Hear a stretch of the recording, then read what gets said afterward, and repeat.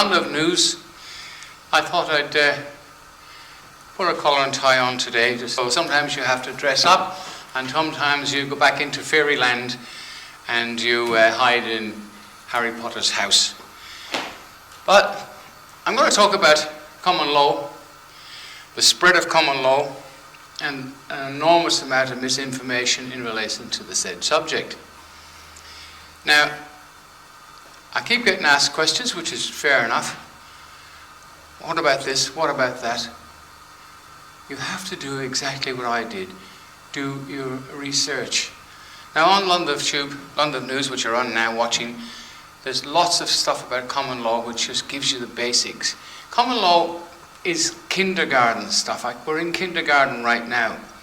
And it's just like back when a bunch of Christians, a group of Christians like the people outside protesting outside Parliament House, Canberra, here in Melbourne, wherever the case may be, all turned up in Rome. And they said to the Romans, who had many gods, there is only one God. Well, it didn't go down too well, did it? They built a Colosseum. Not for that particular purpose, but the Christians ended up in there, a lot of them did, fed to the lions, and so they say. I've been to the Colosseum, and I didn't meet any Christians, but perhaps there are more Catholics in Rome and in Ireland than there are actual Christians. My poor old aunt, who died at 95, around that age, said, when I said that to her, there are more Catholics in Ireland than there are Christians. She agreed 100%. Now, if you want to be in common law, you've got to do your research. And I've got lots of books here and stuff, and downloads and uploads and stuff. You have to do it. And the first thing we have to do is remove the term person. Now, where did I get that from? I looked it up. The official state of a known person. It's a corporation. And if you're a corporation, you're a data entity. A deceased estate, it goes back to your birth certificate where you registered and all that stuff. It's all on Bill Turner's New Zealand channel. Bill Turner, great man. Go back and have a look at that. Well, that's the first thing you must remove from your vocabulary, is person. If you're a person, you're in the fictional system, or in the statute law, you're subject to it. If the statute law only applies to persons. And as I said many times, if you can find anywhere in a statute law where it says a man or a woman is found committing any offence, well, I'll give you a few dollars, because you won't. The only time a man and woman is mentioned in any law book, which is the Constitution, is in marriage.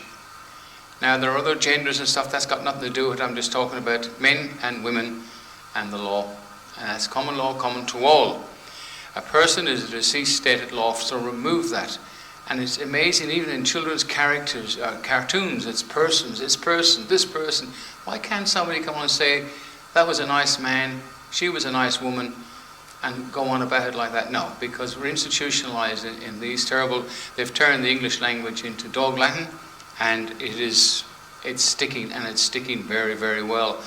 Now, there's lots of information on the book. I'll just go back here to where all this, the Crown Temple. Now, you can download this from Google. It goes back to the Temple Church where the statute law started. It goes back to the inns, and the whole background is on here. It tells you where it all started off. Where common law was one time ran parallel, and then money was put into the statute system, and statute system became very important. And it's so big, it's impossible to fight off, because you cannot win in any circumstances in the statute situation today unless you pay a lot of money to a barrister, or solicitor and barrister, and you won't find those characters hanging around the courts waiting for a few jobs. They have to earn it. They get their reputation, and the bigger the reputation, the more possibility of you getting some kind of a hearing in a court. But in the end of the day, if a barrister or a solicitor takes money off you to do a job, that is their job to do it, and they get paid for it, they can put that money into their pocket and say thank you very much, but they can't give you a guarantee. So common law is the only answer. Now, people get fines sent out to them. I'll I'll try and zoom up on this later on. I'm not working, this is a real desk, so it's not all blurring out. Now, it comes in a box. Now, anything in a box to the accused, and then they put your name up in the box. That box has got nothing to do with the next box. It's all in boxes, so there's no continuity with there at all. That there is absolute garbage, and you should keep a copy of it and mark it and send it back. Send it back to them. It's just, it's just absolute rubbish. I have a stamp made up particularly for this kind of stuff, right? Now, fines.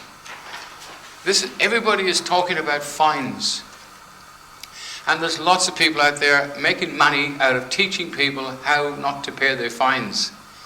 If you get a fine in the post and it's addressed to that capital letter, your surname, they're talking to the deceased estate at law, and they mean business. And by ignoring it, we all heard about the ostrich who sticks his head under the sand and the wind carries on, and you've got to rebut it. Now, there's a document on the Common Law website, which I'm sure you'll know about, but you will by the end of this. I'll put it up. And it clearly states to the CEO of Fines Victoria, which is, you look it up, you can look up his name, but it's on there already, in his private capacity. Okay?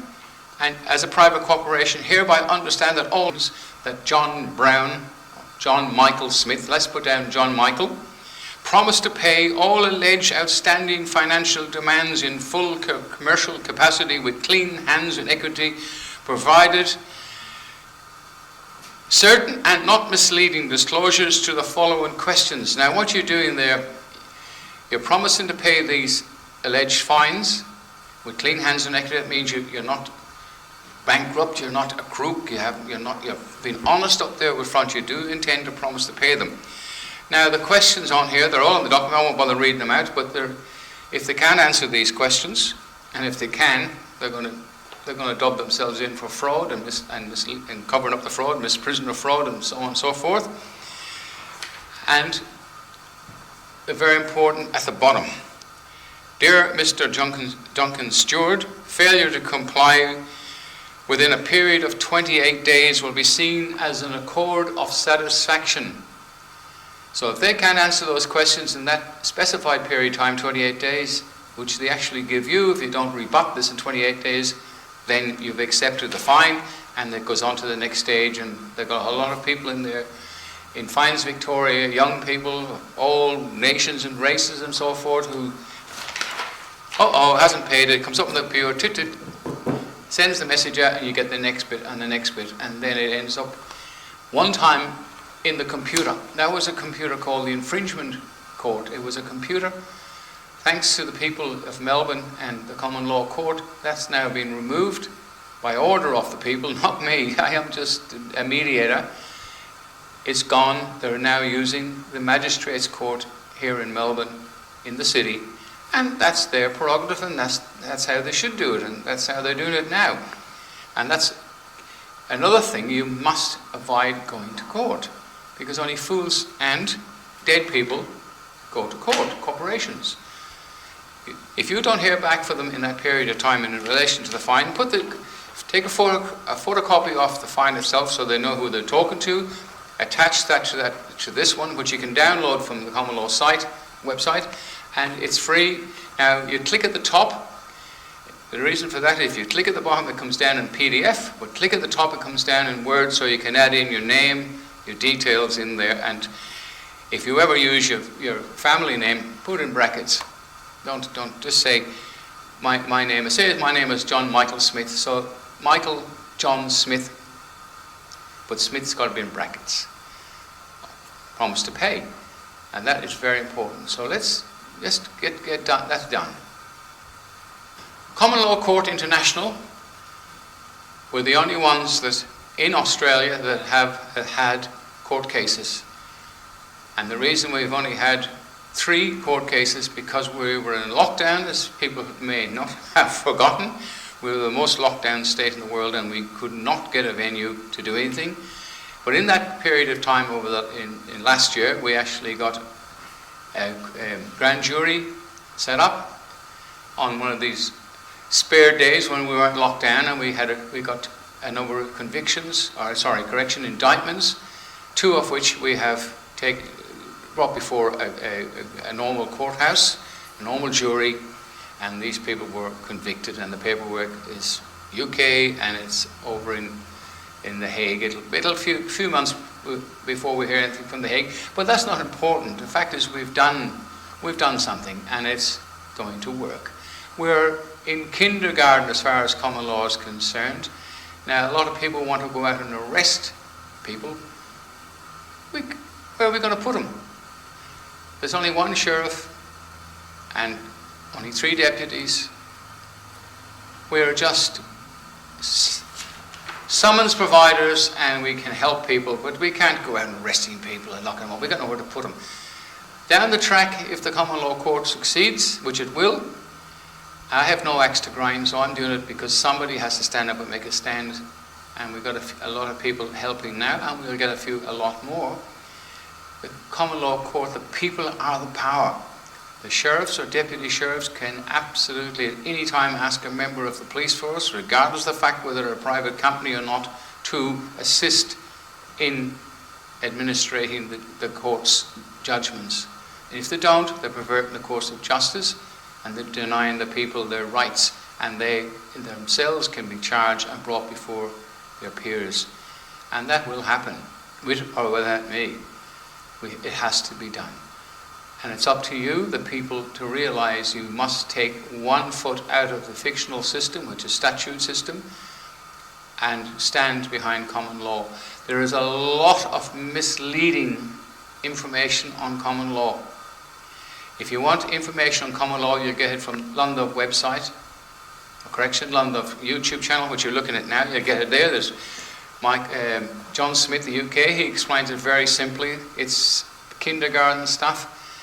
But be wary of a lot of masquerading common law groups and common law earths, assemblies, who are peddling stuff for money and misleading decent people who are hungry for action, hungry to get results, hungry for some kind of lawful justice, and they're pretty frustrated, so they believe in a lot of rubbish coming down from these galahs that are just rattling people up. And walking into the police station. I mean, I spoke to one of these guys who were doing that, and he didn't realize what he was doing was silly, and he's promised not to do it again. And I have promised to help him if you not to get involved with the police, but taking in paperwork that really has no lawful or probably no legal standing either, and expecting the police to do something with something that's just rubbish. And a lot of the paperwork which I've seen is in boxes, so it's dog Latin trying to change the system within the system. The system can only be changed by the people. Now, if these guys, and I admire their enthusiasm, their intestinal fortitude to be able to go and do that, it takes a lot of guts, and great. But say they take some paperwork in from a common law jury that's been created by a lawful court, and they have action against a particular character, by all means take that in. And then the police then, really, by law, as a constable, regardless of their rank, they're still constables at law, are obliged to act upon it. And if not, they are perverting the course of justice. And they themselves can be charged. Now, you'll find in England, there's quite a few constables who were threatened with charges from the common law court. Says, yes, I am on my oath today, yes I am, and I will stand by it, and they do not interfere with the common law peace constables. And that's happening there. And of course England is the land of common law, and we are a common law country, we have the right. But you can't go out arguing for statute law and coming up with persons and books of laws and stuff. This book here is all on common law. It's everything you need to know is on common law here. But you don't need to know all of this, all the oaths, all the stuff. It's a big book of common law stuff. You simply know how to do it. Now, common law court, you have a sheriff. You can elect a sheriff in a town. You can put him up for election and have a vote on it. In some cases, nobody is going to vote, so that sheriff is then an elected sheriff. He's only a sheriff-elect until he goes before a lawfully assembled court. And a jury is picked from a number of people. You can't just turn up with 12 of your mates there and say this is a jury. You've got to get the townspeople involved, and a lot of people who travel from other parts of Melbourne, or wherever you may be, Queensland, to this court. They're picked randomly, and they hold their right hand up and they get sworn in as a jury. Now don't worry about swearing on Bibles and stuff like that, because some people, I don't know, this goes back, common law goes back, let's say 1066, when the records were kept. Okay, and when people took an oath in those days, they would die before they would break that oath. And that's what the fictional system relies on today, and most people today will take an oath and lie. It doesn't really matter, because it's all fiction anyway. But in a common law court, we stand by that, and people have honour, and they will do the right thing. And I've seen that with juries now, where they went out, deliberated for 3/4 of an hour and longer in some cases, doing the right thing. So that's very important. So he takes his oath, the sheriff, before his jury of his peers, and he signs a document to say if he doesn't do the job, he will be removed, or he will remove himself. And the jury of 12 sign that document, and then he is lawfully sworn in by the community, and he is a lawful sheriff. His job then is to look after the court and get the summonses and help run the court, not to go out making arrests and driving around and jumping out of the car and saying, I'm a sheriff, you're under arrest, and arresting police. If you arrest somebody, where are you going to put them? Remember, we're in kindergarten as far as common law is concerned. Now we've got a long way to go to the next level of school, up to university. So let's start at the bottom and do one day at a time. One simple process at a time. Now everybody says, what's going to happen? Oh, what about the results? Wait and see. If you do nothing, you can expect no results. If you do the court properly, you can get a result. So we've had a lawful court case. Somebody has laid a complaint against another man or woman who caused them injury or loss of earnings, loss of property, and they took them to mediation in the common law court, which is the first process. If that's not settled there, mediation is great. You've got a camera there, you come in, sit down at the table, and you say, look, the man or woman making the complaint against the other man or woman say, look, you've caused me a lot of damage, you've caused me a lot of problems, can we come to some remedy? Can you pay me for the damage?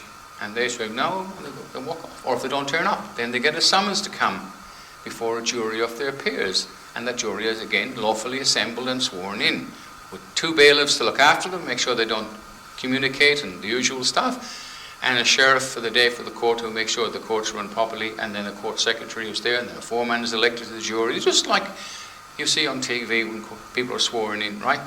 Now that jury come along and they deliberate and say, and they come back and say, yes, we found them guilty and we have reached a remedy, and the remedy is, say, $10,000.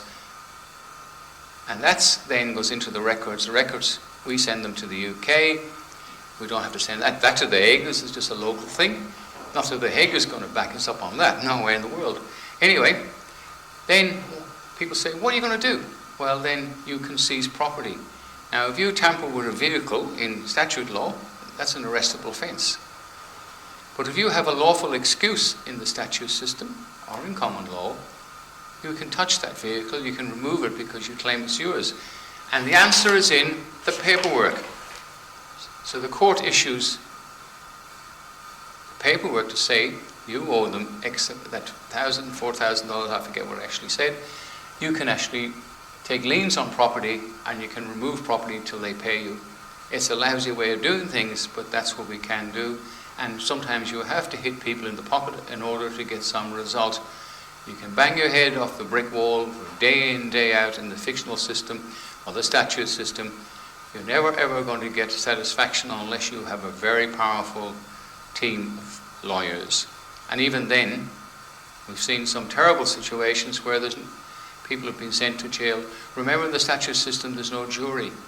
The jury in the common law court are ordinary men and women who they're the ones that decide. Like you see in America, they've still got juries in small cases.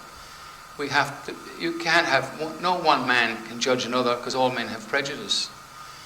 And we're all all fighting for the same purpose. Now when I say fighting, Bill Gilroy in Dublin said there's a very large rotten tree going to fall over and cause a lot of damage to property and people, and we're all there with little axes, big axes and different sizes of axes trying to knock that tree down, but unfortunately we're fighting among each other, and united you stand, divided we fall.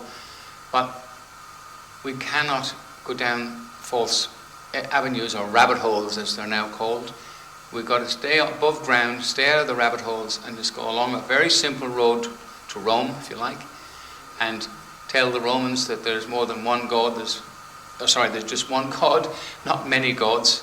The common law is the God of God's law, and we're just, as men and women, we just got to help to re-resurrect it, because it's been dead, not buried, but it's been around for a long time, and it's coming back, and it's bigger in the UK. Of course, that's where it started. Here in Australia, there is only one common law court that actually had court cases, and it's called the Common Law Court International.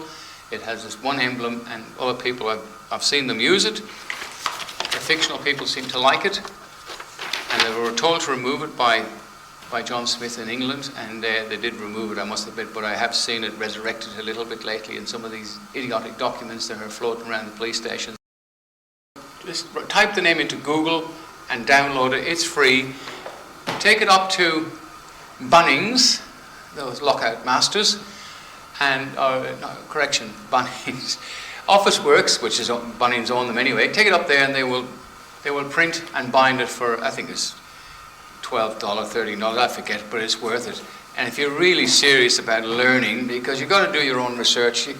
If people ring me up, I love to talk to people, but imagine getting 10 calls in one time. I started at 9:30 in the morning, and 3 in the afternoon I was still on the phone to different people, because 5 minutes, 15 minutes, and you can't hang up when somebody is pretty rude, because they're pretty desperate for information.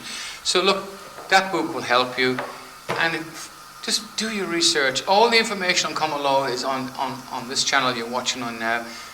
John Smith had COVID. He was pretty crookish, and he's been pretty low line at the moment, so that's okay, it's fair enough. But he's put a lot of really good stuff up that just explains it from the grassroots up. Look that up. I mean, if you're really interested in laws, you can look, everything's there, the American amendments. It's a jigsaw puzzle. It starts off with one piece and you think, oh my God, then it gets bigger, and all of a sudden you don't need the cover of a box, you don't have one. You start building a picture of what's going on, and just keep doing it. Don't ignore your fines, download the stuff, promise to pay them with clean hands and equity. But be very careful of people who are asked for money to do anything for you in any kind of these laws, because if you pay money up front for anything, you might as well go to a solicitor, because you get a better chance of losing the money than losing it to one of these con artists, and there's a few of them around, and I'd love to mention the names, but I'm not going to do that, because unfortunately we have to learn by our own mistakes. If we were smart enough, we'd learn by other people's mistakes, and it took me a long time to remember that myself. So don't ignore your fines, pay them with a note. Not a promissory note. You're going to promise to pay them, provided they can answer the following questions. I mean, there's no way in the world they can answer them. And the old days, they couldn't produce the warrants. So that's another reason why the common law court was successful, because it was come to the stage where people were starting to wake up, and they didn't really have to pay them at all. Well, I hope I haven't bored people to death, and it is rather boring, and I'm sick listening to myself.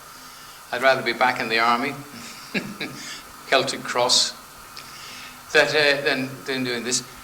There is a number of times I thought I'd give up, and I have thought about it very seriously, and even my wife said, look, I don't know why you're bothering with common law, with a lot of meetings and stuff, and I've come to the conclusion that I'm not going to go around as a salesman selling it anymore, because I'm wasting my time. I'll help anybody who's genuine. The only reason I'm keeping going is because a number of people who've lost their jobs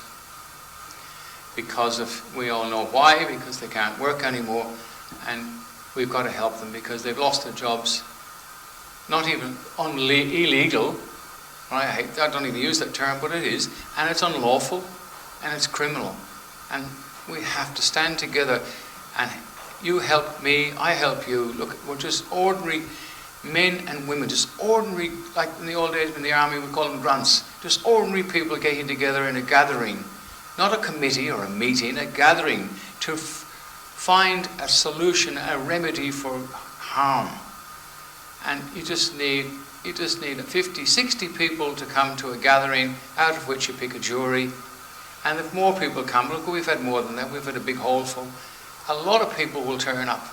Everybody wants to be on the jury, but that jury has to be elected, picked out of a box and done fairly, which we've done, and it's quite funny when you do it, because everybody wants to get a number when they put their, there's probably 100 blanks in there, but only 1 to 12 in writing. When they get the number, they've got one, and they're pretty happy to move into the chairs where the jury sits. And that's all they do. Look, remember, we're in kindergarten, we need your financial help. We need a vehicle on the road. Common Law Court needs a vehicle. We need venues in around the city that we can hold court cases. And if someone knows of a venue, please help us. Now, deputy sheriffs is something we need, and there's no way in the world, it'd be very rare we'll take anybody for very simple reasons that must have served in the military or the police, or at least be security guards with gun license. Now, the reason that we're not going to carry guns, but the reason I mention a gun license is the security guards who carry guns are pretty well trained and they're disciplined, because I've done that course and I can tell you they're better trained than when we were in the police to carry guns. That I can guarantee 100%. I'm sorry to my friends at the academy if you're watching this, but security guards are well trained when it comes to the weapons, right? It could be better, of course. But civilians have a problem with loyalty and discipline and reliability, of course. So no disrespect, there are obviously some great people out there who would step into the shoes of any of these people with honesty and conformity, if you wish, and reliability. Well, then we'd have a look at that too. But we need at least 20 or 30 people, and we need money to buy badges and uniforms as well. But it's got to happen, and it will happen, and we've got a bunch of people now that's going to make that happen. So anyway, London News sign off. Sick listen to myself, and I hope you're not sick listen to me. Love you guys. Thanks for watching. Remember, on Rumble we had 56,000 viewers in 7 days. London News, well, we get a few, a couple of hundred or something, 500 or 600. Sometimes we get 1,000. Well, we'll see how it goes. It's up to you to spread the word anyway. Bye for now.